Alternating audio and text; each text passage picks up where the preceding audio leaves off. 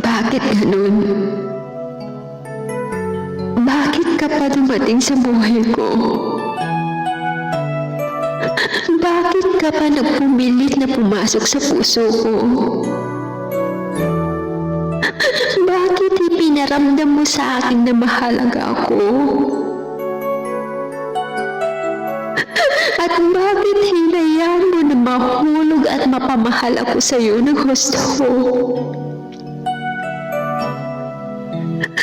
Kung sa bandang huli, sasaktan at iiwan mo lang din pala ako. Bakit nagawa mo sa akin ito? Sobrang sakit.